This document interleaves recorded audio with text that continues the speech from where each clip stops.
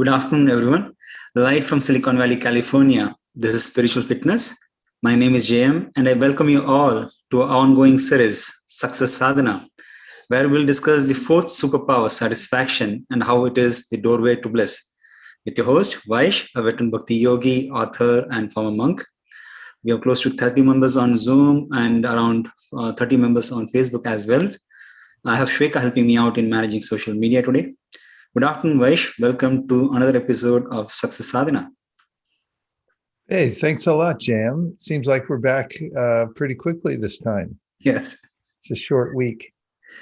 Well, it's a good day, Wednesday. I've always appreciated Wednesdays, and it's a good time to have a discussion.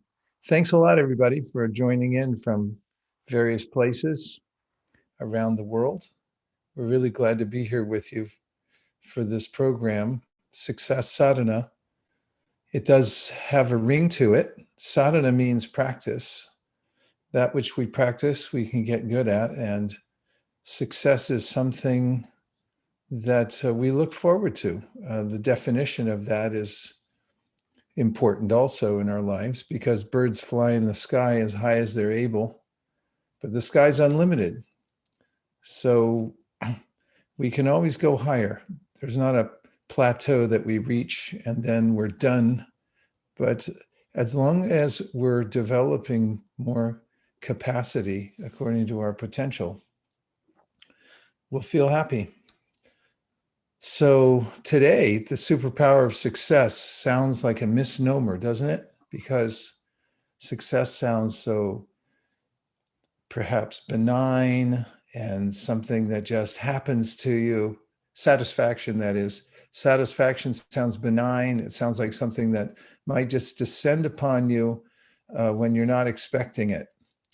But the way the wisdom literatures describe it is as a practice. We practice satisfaction.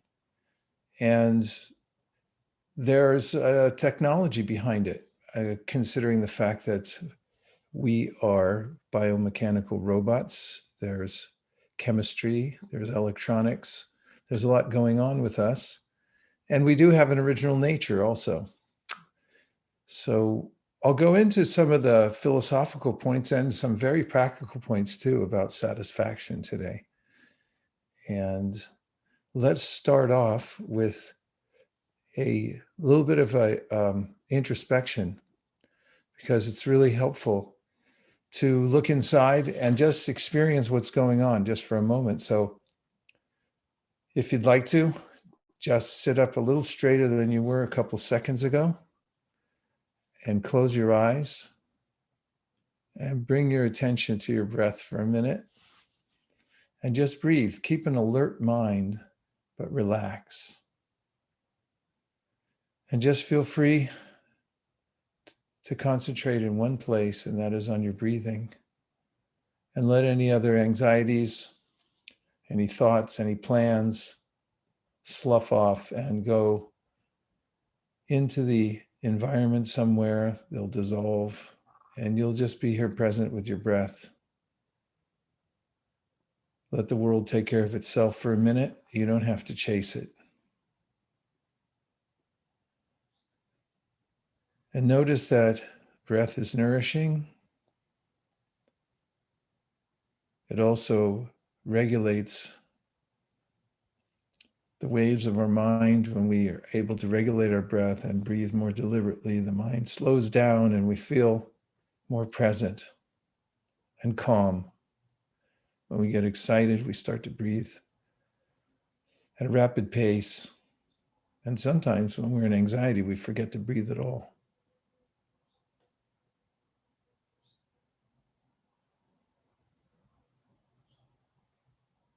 And now, as you're relaxing and keeping an alert mind,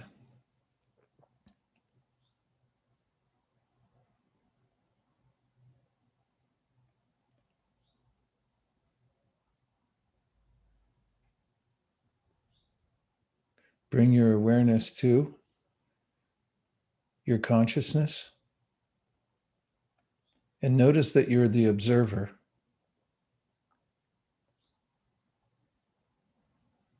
You have cognitive power. This is your feature as a living entity. You have cognition. A stone doesn't. But you're not a stone. You're an amazing energy that is aware of its environment, can be aware of itself, and can be ultimately aware of its source. We can be aware of our source. What you are is more important than what you have. You're always what you are. And what we have changes from moment to moment. We're dependable. What we have isn't dependable.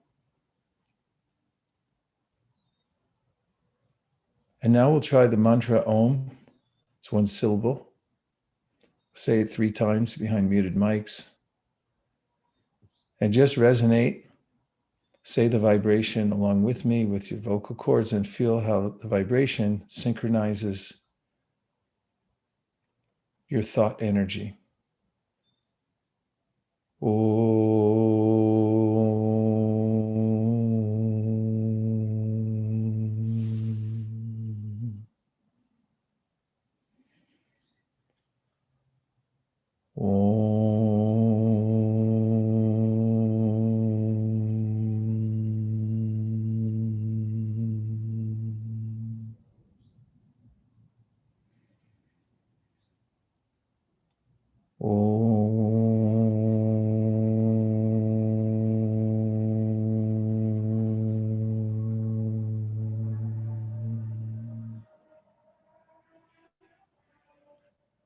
And now we'll do the mantra Rama 3 times.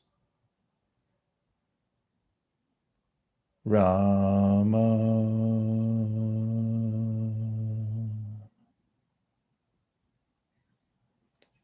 Rama,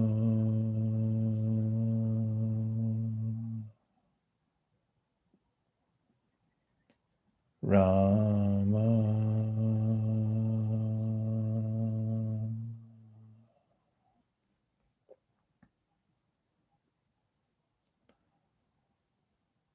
And now notice that what you are right now in this present moment is enough. You don't need to go anywhere, become anything, or have anything extra to feel satisfied. You can be satisfied right now, just being here in this moment.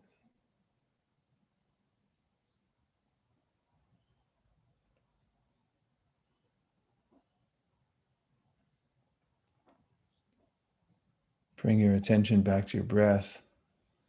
Rub your hands together, create some external sensation in your body. Open your eyes and come back into the room. And I have a question for you all. And by the way, if you feel like it at any time, you could turn your cameras on. And if you're in a situation where you can't, that's okay too. But happy to see you. I have a question. And in your observation of the world and the way it works in your life, do you find it to be at all, or in any of its aspects, self-balancing or self-regulating? What parts of the world or what parts of your life or your body are self-regulating or self-balancing? Have you seen any phenomena in nature that self-balance, or in your body that self-balance? What forces have you seen at work?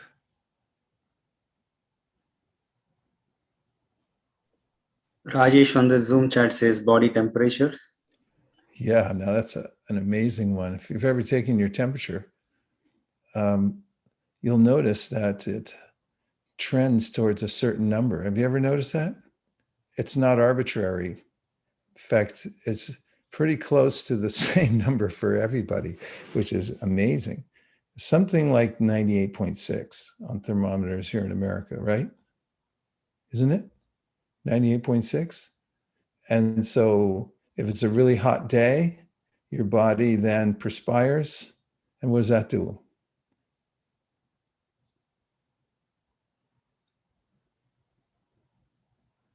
Cools you down. Thank you. We have some doctors on here. It cools you down. It happens. You have to think about it though, right? You have to flip a switch somewhere for that to happen. There's a little switch on your side. I'm getting warm. You flip it, you perspire. No, just happens.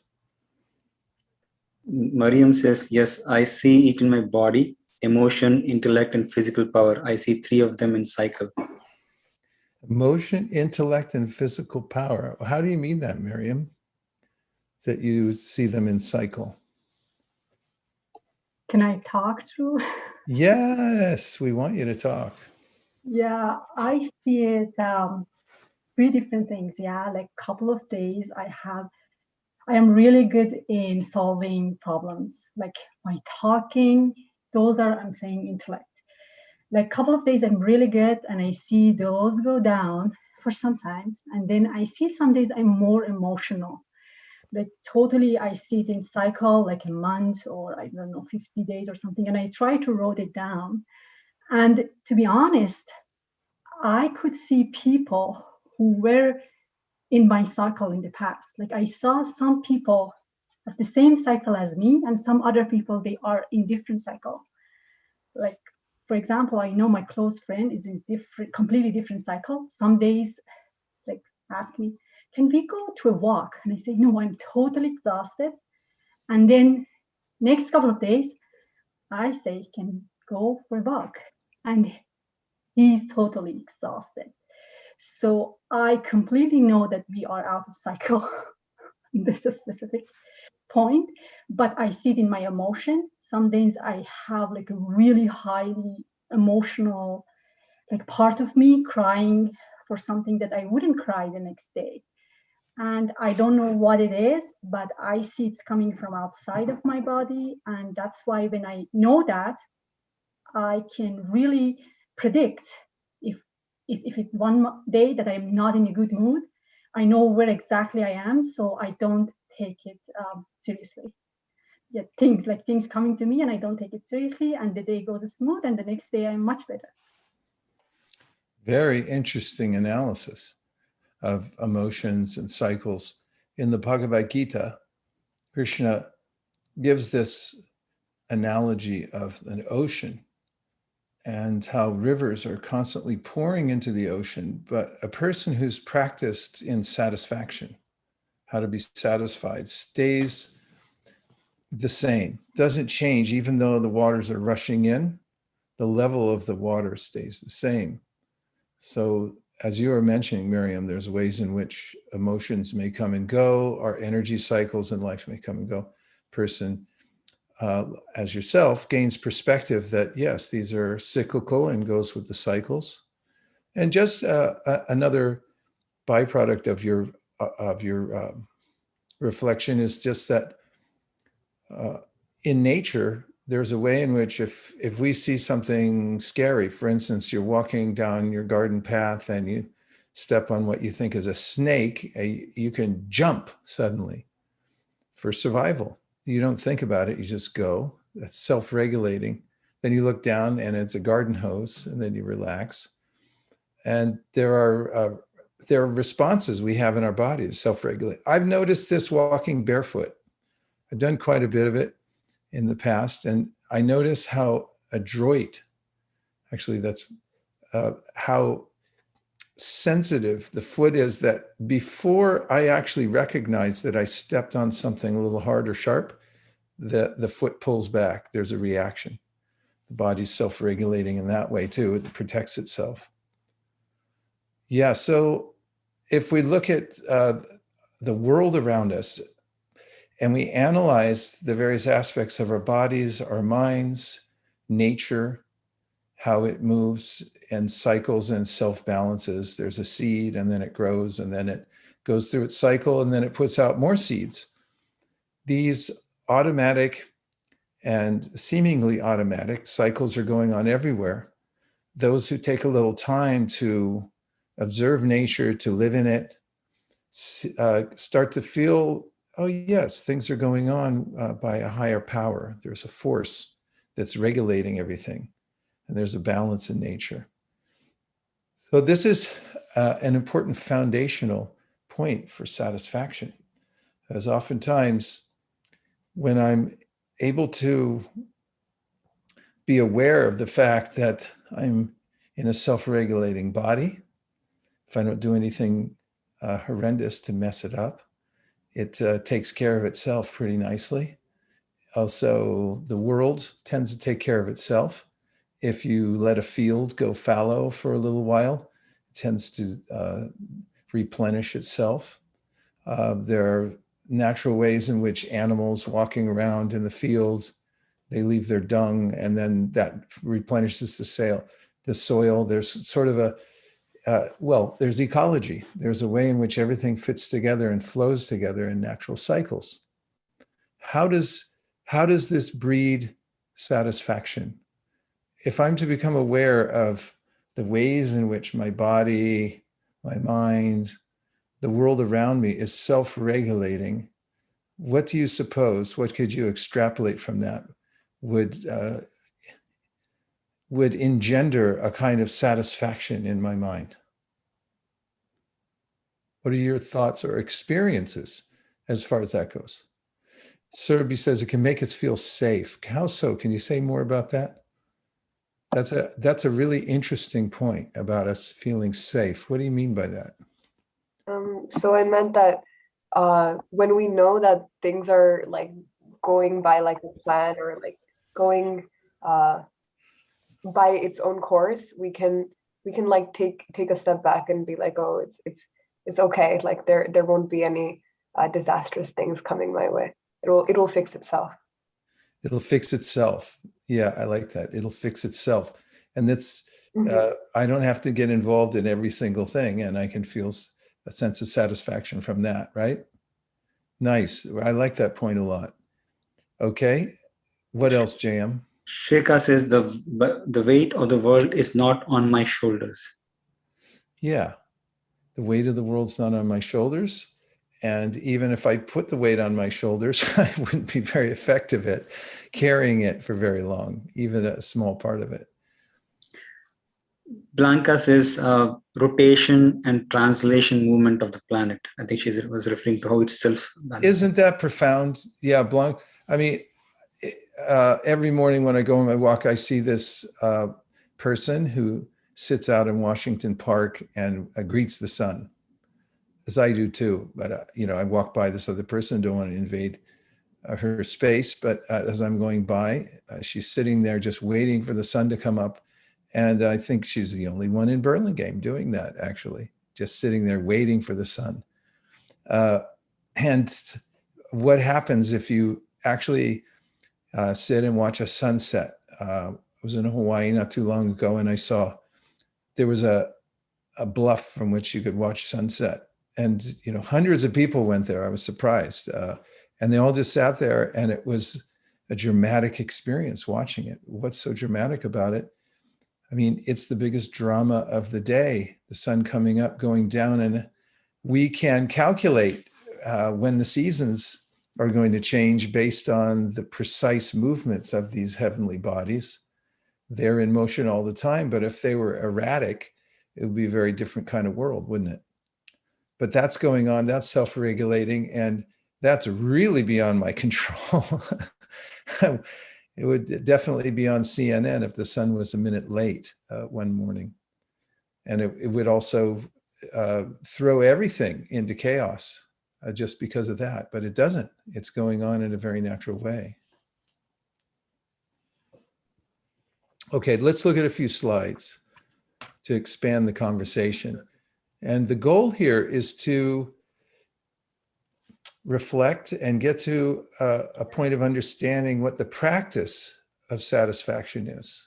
Remember, I sort of mused at the fact in the beginning that satisfaction is not a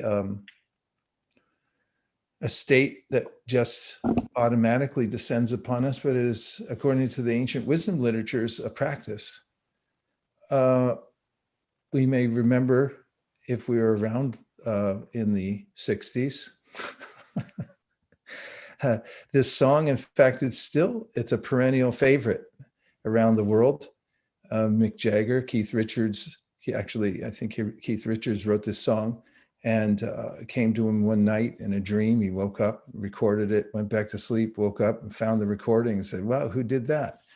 And it became one of the most popular rock and roll songs of all time. I think came maybe 1968. Any verification to that? The lyrics, interesting and related to this topic today, because I try and I try and I try, I can't get no satisfaction. So people resonated with that. I can't get no satisfaction. And I try and I try and I try. So what are we doing wrong? And also interesting, there's something ironic about that song. It's like, yeah, I feel satisfaction in knowing other people aren't getting it. And also that I'm going to go on trying anyway, even though I'm not getting any ultimate satisfaction. And so there's a difference between the temporary satisfaction I might see with the contact with my senses and their objects, which in the Bhagavad Gita, as an example, the teacher says, this isn't satisfaction at all because it's very short-lived. It comes and goes. And there's a kind of anxiety in that. When you get something and you know it's going to diminish just soon after you get it, then it becomes a kind of source of anxiety and not satisfaction. What did Jojo say? Jojo David said, usually that means people are looking for the different things. Yes. So this is a few thoughts given from the wisdom literatures about how to practice satisfaction. Wonder if that's the first time any of you have heard that. When I first heard it, that you have to practice satisfaction. When I bring it up, I often think of it as unusual. Be curious to know what you think. But let's look at it first. Now, the little saying at the top, no coins needed to operate stream, that's on a copper placard or brass placard that's affixed to a very small wooden drawbridge in Mendocino County and a town called Fort Bragg in the Botanical Gardens. It's quite a nice botanical gardens. It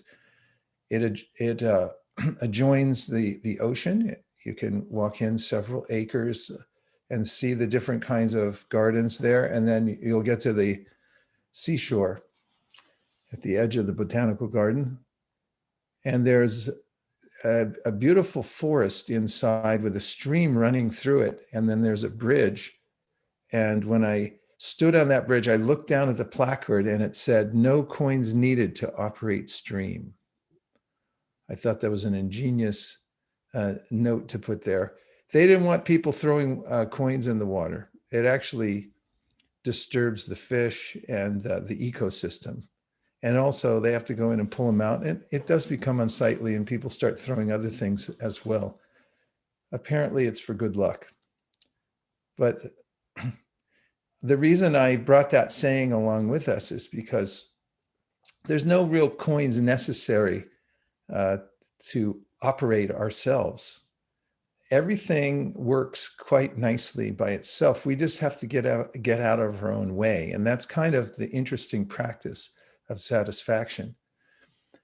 We did it a little bit at the beginning of this program, and that is contemplation of ourself. We noticed for a moment that we're breathing, which we may not have been thinking of before we consciously did it. And then we became aware of ourself. That is that we're conscious. And am I aware that I'm conscious and that I'm observing things around me? I'm the observer. I'm not the things, but I'm watching them. And then there's another stage, which is becoming aware of the source of ourself. And we hinted at it when we were looking at the greater universe and the way our bodies move, that there's a kind of a power that pervades the world that is mystical. And if we keep looking into that. There's a divination of source. We have a source, we're connected to a complete whole. And we're being maintained in that ecosystem of the complete whole. And we have a source that's maintaining us, like mother maintains the baby. Baby doesn't really think about it so much, just says, oh, where's my mother? And then that's it, just take shelter there. So within the realization that we have a benevolent source that's full of all kinds of self-regulating powers, we can also feel a kind of satisfaction, just like one would taking full shelter of mother. What to speak of the fact that it is rapturous and satisfying. So when we're able to take a little time, and we only took like 2 minutes to look inside, to observe ourselves, this is called swadhyaya, self-observation. How often do I do it? Very little. I'm looking at everything else and also at my life situation. But if I'm able to look at myself and say, who am I? What am I? What is consciousness? And I'll notice its radiance and its amazing features. And then I start to feel that connection with the source of myself, that I'm not independent, I'm being maintained at every moment. There's a kind of rapture and a natural sense of satisfaction that comes from taking the time to notice that no coins are needed to operate the stream of our awareness, the stream of our lives. Everything is coming in streams in every direction. And we don't need to throw coins in there. We just have to become aware of it. Contemplate.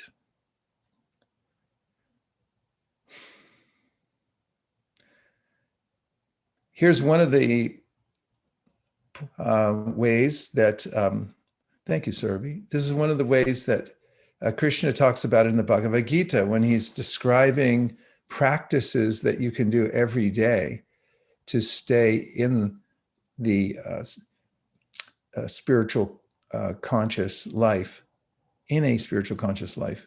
So the first thing he mentions is satisfaction. You might notice some of the other superpowers in here, like simplicity. There's also gravity, self-control, and purification of one's existence are austerities of the mind. So let's look at the first one, satisfaction, and how it breaks down from the original language in this ancient wisdom literature. Satisfaction is called manak prasada. Manak prasada. So as a phrase, it's called satisfaction of the mind. And of course, that's where satisfaction, whatever state of mind we are in, will determine how our life is going and whether we feel satisfaction or not. As you know, there are various levels of consciousness that we experience even in one day. For instance, there's waking consciousness, which ostensibly we're in right now, and then there's sleeping with dreams. Did anybody have a dream recently? I had one that I was speeding across the Bay Bridge on a motorcycle. Never done such a thing in this life that I can remember, with no helmet. And then I woke up. Then there's sleep with no dream. And it's not that we become unconscious. Rather, it's that we become conscious of nothing. And then there's Turiya, which is the fourth dimension, beyond the ordinary states of consciousness that I just listed, in which we touch the web of the divine. This is called Brahman, or spiritual consciousness. So manak means mind, and prasada means clarity or kindness. I picked these two. There's a few more definitions of it, but clarity and kindness is the modifier for mind. So a mind that is in clarity and in kindness. I really fixed on this one, because what if your mind is fixed in kindness? What happens? Do you feel more satisfaction or less when your mind is oriented towards being kind? What is your opinion? I just like to take a national opinion poll here. This is a very scientific process. We're going to take your opinions. If you are feeling kind, have you ever felt like that? You just want to do good for others? That's your state of mind. I'm not thinking about myself for a minute. I'm thinking, how can I do good for others? Did you feel better or worse? Did you feel more satisfied or less satisfied? Let's see, let the answers pour in. Miriam Miriam says, says yes. yay, Miriam. Nicole says more.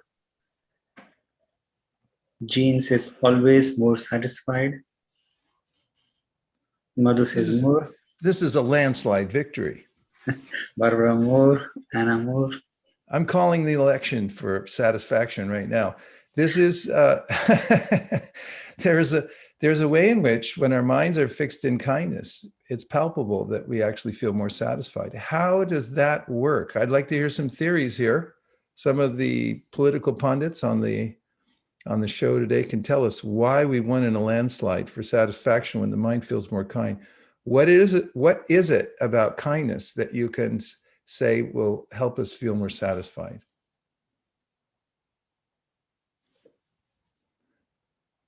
The phone lines are open. Operators are standing by to take your call. I don't think it's about. Oh, yes, Rajiv, please go ahead. I don't think it's about kindness. I think it's the state of mind that results in kindness. I think that is what is satisfying. And my take, sorry, go ahead. No, I'm just emoting. Oh, okay. And my take is that that state of mind is freedom, it's detachment, it's security, it is, I can use more adjectives, but it is lack of fear, freedom from fear rather. And so, that is the satisfaction. Could we put it something like this, Rajiv? When you're feeling full in yourself and you're feeling unafraid, then you have the wherewithal to be kind to others. Exactly. You can afford it. When I'm afraid, I'm thinking of holding on to my scarce resources. Well, I can't afford to be kind to others. But when I'm feeling full in myself, I think you're saying, and you took us to a higher level here for sure, then there's a way in which I can afford to be kind. It's like I have wealth that I can share with other people. Is that what you're saying? Yes. Ooh, that's and there's some more, which is in addition to that wealth that we are willing to share, there is a recognition perhaps that this wealth, I don't need it as much as I thought I did. So there's that sense of fullness somewhere as well, which makes you a bit detached with what you are willing to give away. Nice. I like that very much. So there's a predisposition to being kind when you feel full because you understand that things are coming not as scarce resources, but as a natural course. I'll try to explain what I'm saying because that was a little fragmented. In the Srimad Bhagavatam, one of the wisdom literatures, there is a great sage. Does everyone know what a sage is? Surabhi, could you give us a definition of sage up there on the chat box, please? What is a sage? So what's sage wisdom? So there was a sage named Narada, and he was offering these very interesting series of teachings on satisfaction. And in one of them, he described how everything that comes to us is a result of, that is, all the material situations that we're in. That is, we have, for instance, a certain level of happiness and distress that come on the material level to us in any given period of time in our life. And so he taught that this logic. He said, so just as unhappy circumstances come to us, like reversals of fortune, without us asking for it, is that true? Do things that we didn't ask for, like, we didn't ask for to stub my toe or somebody to remind me that actually you just incurred a debt and you didn't even know it, something like that, and it just comes unsought. Happens, right? A sage is a person who has attained wisdom. Okay, good. So the sage Narada you'd attain wisdom. So he said, just as unhappy circumstances come, happy circumstances come of their own accord also. You don't have to chase after them. In other words, happiness, distress on the material level, loss, gain, victory, defeat. These are things that come naturally according to our previous activities. They're already in a ledger. They're going to come to us. So you don't have to chase after them one way or the other so much. You can be in an equipoised situation. And you'll also notice that people who have that sense, they become avowedly truthful because they know that whatever we do comes back to us ultimately at some point. And so don't try to cut corners or cheat or grab more resources than belong to you, because they're just going to be taken back. Even on a subtle level, a friend of mine, a monk, was once describing to me how if you take credit for things that you didn't do, later on you'll get blamed for things you didn't do. That's your karma. So when you're living in that awareness, how everything balances out, this is my point. I think I'm coming to my point. When you're living in that space where you realize everything balances out, everything's accounted for in this world on a subtle and gross level, there's a kind of peacefulness that leads to satisfaction, because you don't have to adjust anything except for your own integrity in order to be in that flow of gratitude. No coins necessary to operate stream. Well, that was pretty long-winded. Let's see if we can get a few more slides in before I chew up the whole hour.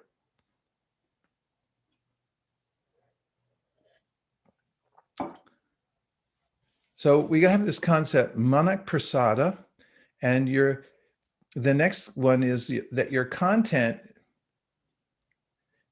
equals your contentment. So look at the words content and contentment. You just turned it into a noun, contentment. It's a state we call contentment. But what is contentment? It's your content. So we're adding to our content every day. So I don't know what you expect staring into the TV set. So if I'm looking in the TV set, I'm taking in content. What is it? It's a certain realm of anxiety. It's a program meant to keep me on edge. So what do I expect staring into the TV set? That's the content I'm putting in. However, we can be deliberate. It's not so easy at first because our mind gets addicted to distraction and also to being on the edge. It's like taking some kind of stimulant. It's like, yeah, but I have to be really jacked up to experience the world. No, you don't. Start ratcheting down the noise a little bit at a time, because you may have withdrawal symptoms if you do it too fast, and then you'll just revert. But start filling your mind and heart with good content. Does anybody think this is a bad idea? As I'm saying it, I'm thinking, this is kind of unassailable. I mean, it's not really profound, actually. It's just kind of commonsensical. And hey, fill your mind and heart with good content. What you listen to, what you read, what you see, and whom you associate with will be your content, and that equals your contentment. Little equal sign. How content are you? Depends on your content. Well, what'd you put in there? Well, what do you expect then? So this is a nice formula to remember. We're self-determining when it comes to our contentment, because there's content control that we have in our life. Get some content control. Barbara Greenspan said, what about enjoying sporting events? They keep you on edge. Yeah, it's kind of like chewing gum, sporting events. You just moving your jaw. Nothing really happens. I walked by the Burlingame High School last night and they were screaming. It was a baseball game going on, and people run around the bases and things like that. And then the next morning there I'm walking by and it's all calm, and I'm thinking, what was the ultimate result? There was some stimulation, just like chewing some gum. And I chewed the gum, the flavor came out. I threw away the gum, and you got to get a new piece. There's some stimulation in sporting events. Some of them Yeah, so I'll leave it at that analogy. It's not highly edifying, but it is a part of human life to play and have fun and be creative and things like that. It can be a part of recreation, definitely for children. If adults, this is an admonition given in the Bhagavad Gita. Let's just come into the Zoom for a second. I promise I won't chew the whole clock up. But in the Gita, Krishna talks about balance, and he says, Yukta hara viharasya, yukta chaisyasya karmasu, yukta swapna vabodasya, yogo bhavati dukkha. In the verse, he says there are three points of balance. At least he uses these three examples. He says, first is don't sleep too much, don't eat too much, and don't eat too little. You're supposed to eat the right amount. Don't sleep too much and don't sleep too little either. And then he says, don't recreate too much and don't recreate too little either. So whatever you take in your life, you have to keep in a normal condition of life, but don't overstimulate. Get some recreation where you can recreate yourself. And the kinds of recreation where you can recreate yourself and be more creative and more contemplative and more open to change and it's more developmental. What you're doing can be categorized as better kinds of recreation. Was that a diplomatic way of talking about sporting events? I mean, some are very violent and very passionate and kind of getting attached to a sports team. I've lived in sports towns before. I lived in St. Louis, Missouri for a couple of years. People very much attached to baseball. Baseball Cardinals there were huge. And the town lived and breathed whether the baseball Cardinals won or lost. And I got tired of it, actually.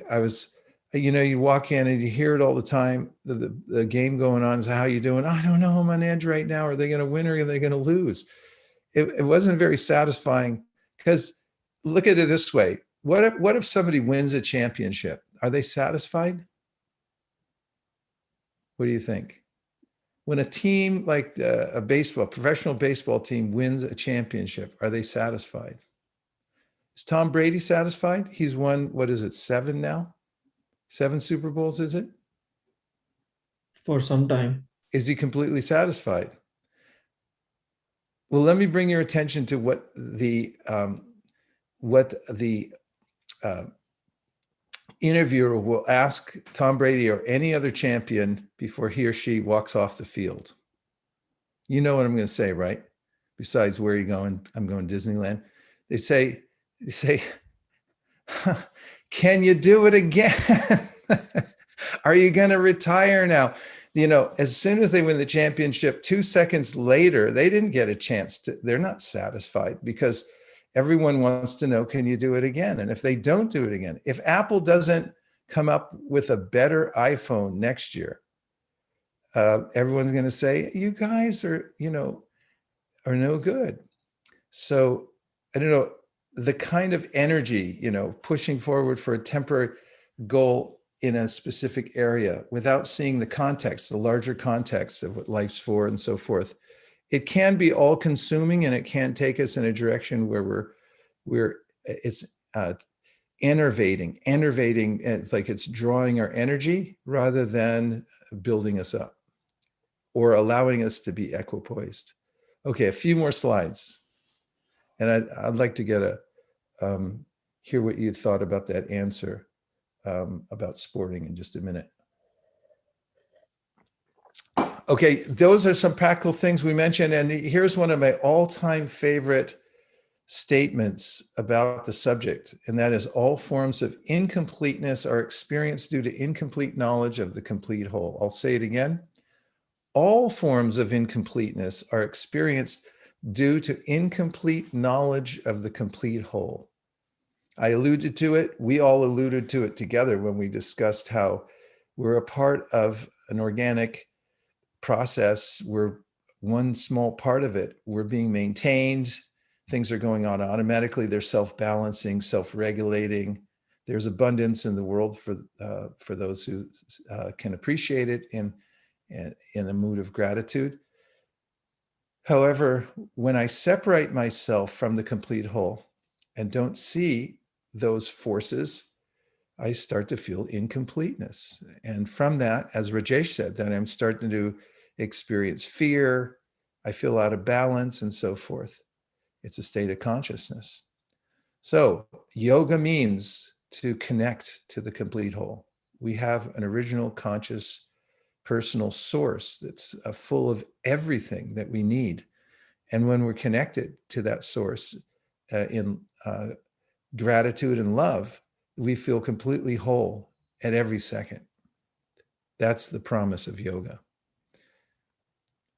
And do you all have enough? Actually, here's the question I'll just ask. We're coming into the Zoom room. How much is enough? How much is enough? For instance, how much is enough money? Have you ever been in a situation where you were really doing well? I mean, stock market's up, 401k, like right now, it's going through the roof. Everybody's rich as Croesus. And you got all this money and stuff like that. Is it enough? Can you say, yeah, that's good? Or do you think like, yeah, but when's it going to go down? And the other one is like, yeah, but that's not quite enough because it's not, $1 million's not as much as it used to be, right? So it's not quite enough. And you can always add more zeros. Do you know that billionaires think the same way? They're thinking, yeah, but that other guy has like 50 billion.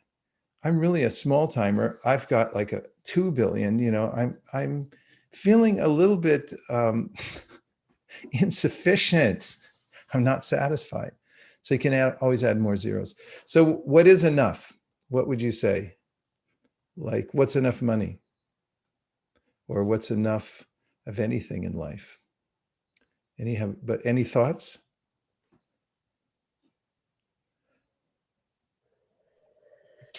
Rajiv says, Hi. Yes. Sorry, go ahead, Jay.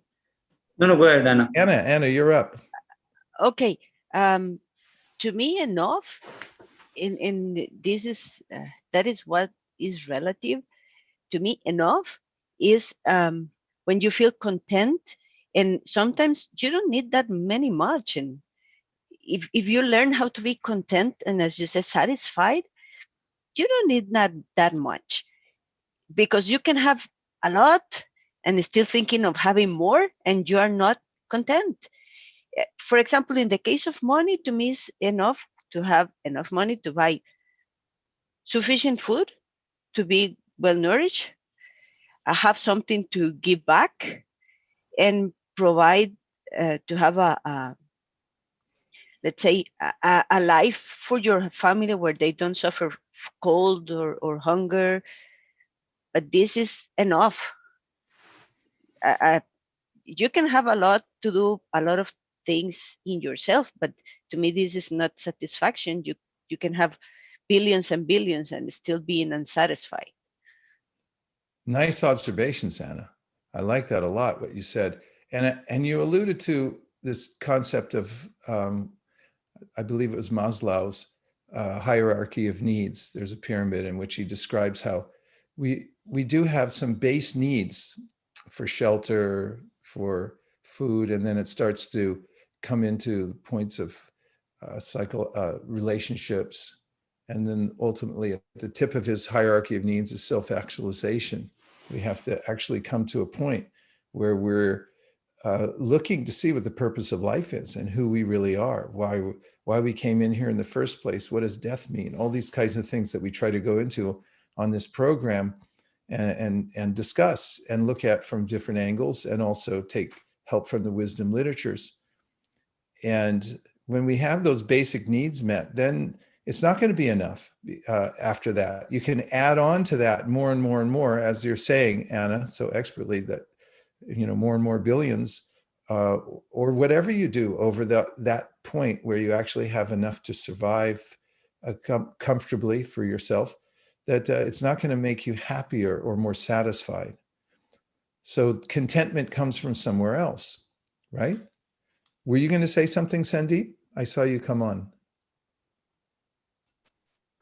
I had a question. I didn't know. Please. It's the right time to. Questions are the answer. Yeah, just curious how I really see there's kind of two modes of being, which is we're a mode where we are struggling to change things, wanting change, versus a mode where we are true acceptance with how things are. And I always struggle with this because, you always want to do better in your career. You want to be a better parent. You want to be a better person. But at the same time, you want to also accept in some form or the other the things the way they are. And, I struggle to draw that line. And I don't know if it's a fine line or a wide gate between the two. But if you could show how we reconcile wanting change, yet also wanting acceptance. Yeah, this is a nice point about balance. Let's look at a few more slides because it occurs to me that maybe it answers some of these questions that you're asking. And if it doesn't, I'm going to specifically pinpoint them afterwards. This is I brought to the front, and we'll go on from there to a few other points, which are ...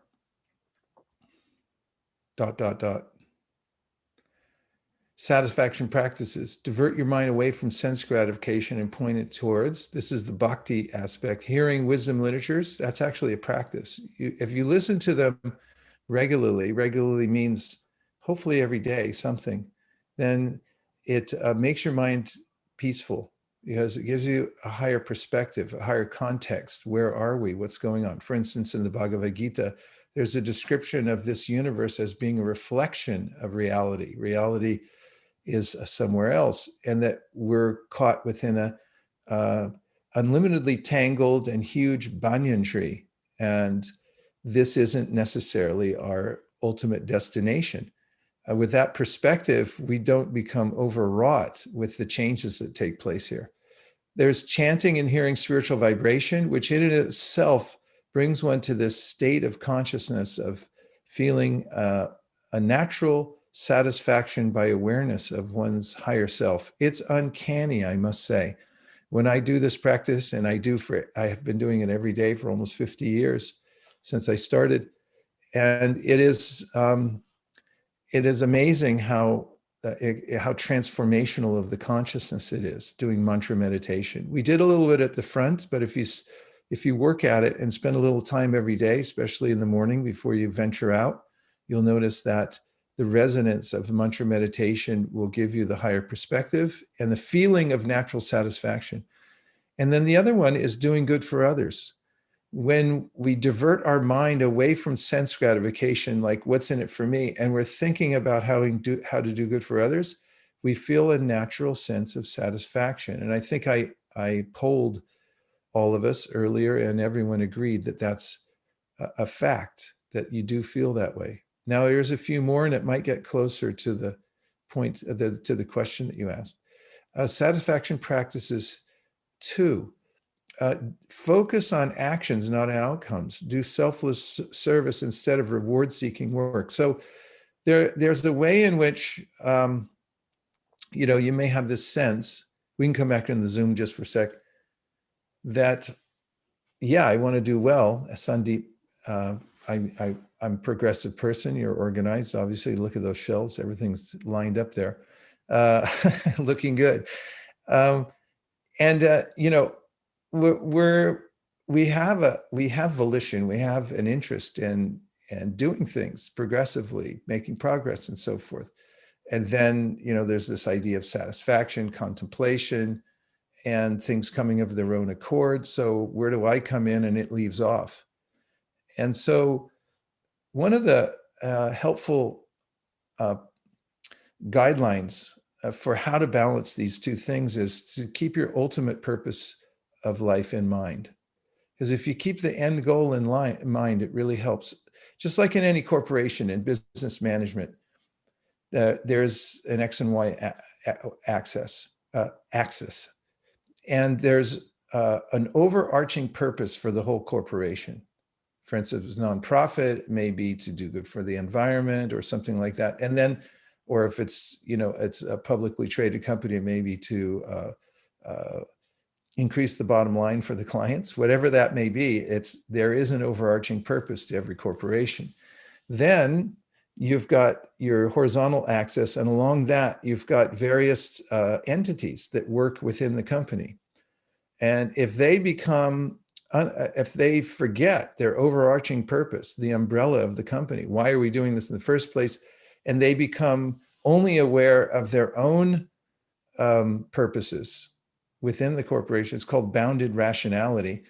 And this becomes a sticking point in management. And there's always a balance between the overarching purpose and the individual purposes of each department. For instance, it's well known that the accounting department and the sales department, squabble with each other because one, is imaginative, they want more budget, and the other one's always pulling back and saying yes, but, yes, but. And so in our lives also, we have to have these X and Y axes. So the overarching purpose of our life is very important. Take a piece of paper for homework and write down your 5 most important purposes in life and try to move the most important one to the top. And when you do that, it tends to self-regulate. A mantra that I use in my life for that kind of balance is also be methodical, but dispassionate. You do what you can with what you have right now to the best of your ability, but be dispassionate about it in a sense inwardly, because things don't always come out the way you think they're going to come out. So don't get upset. And that's what Krishna says in the Bhagavad Gita. Do thou fight for the sake of fighting. Don't consider loss or gain, victory or defeat. Be situated in the self. Don't get into the nitty gritty of the result. And you'll be working in, you can be progressive. It's enlightened engagement with the world. And you're not grinding yourself against all the sharp edges of the losses and gains, victories and defeats that happen, because it's not up to you. You do what you can on your side and then be dispassionate about the result. Okay, a couple more points. Let go of worrying about what is not in your control. I love this one. This is really from 7 Habits of Highly Successful People. Focus on your circle of influence, not in your circle of concern. So just draw yourself 2 circles, one big one and a smaller one within the big one, and then look at the little one. That's your circle of influence, and it's tiny compared to your circle of concern. Stay out of your circle of concern, because that's where you'll get burned by anxiety. Be intense about your circle of influence. Don't dissipate your energy into your circle of concern. It's wasting your human life. And thirdly, work on yourself instead of trying to change others. Others have to work on themselves, but you work on yourself for others as an example. And here's a mantra: I can't make people change, but if I change, they may change. But you're not going to change them. They have to change themselves. And those are a few thoughts about satisfaction. I know we just scratched the surface, and maybe you're feeling unsatisfied even more after hearing this, but these points, many of which are practical and others which are philosophical, are tried and true. The philosophy of us being part of the complete whole and noticing, even it goes back to ancient wisdom literatures to look at the birds in the field and notice how they are being maintained. I do this all the time. I watch animals. I love watching animals. The squirrels, endlessly fascinating throughout the season. I think, how are you doing this? Living outside like that, no house, no insurance, Burlingame property tax is huge. Little squirrel just take up a residence somewhere and hang out. And in the wintertime, new coat. Didn't go shopping, didn't go downtown, no Uber to ride, just new coat comes automatically. Well, that doesn't just happen for animals. We're part of that complete whole that's magnificent and bountiful. And it all comes to us naturally when we just live in harmony with it and be grateful and adjust to it. No coins necessary to operate Creek. Let's see if there's any last reflections or comments. How'd you like meeting on a Wednesday? Fun for the whole family. Okay. I had to go out of town on Friday. So we moved it up a little bit. And I'm really touched that you took your time on a Wednesday to come in here, or any weekday. I know how busy you must be. That doesn't make sense. I can imagine how busy you must be. So thank you. I deeply appreciate it. So JM, you know, high in the Himalayas, the yogis, they sit in caves. They feel satisfaction in their meditations when they come out and they see other yogis on the path and they wave to them. And there's a phrase they say, which is to keep the transcendental vibration going. And it's just 2 short words. They put up their hands and they say, Hari Bol. So everyone can unmute, come on camera, and we're like little yogis sitting in these cave-like Zoom rooms. So everyone can say, Hari Bol. Thank you very much for running the show here today, Shweka, and thank you very much, JM. Hari Bol. See you again. Haribol, thank you. Thank you. Bye. Great to see you, Anna.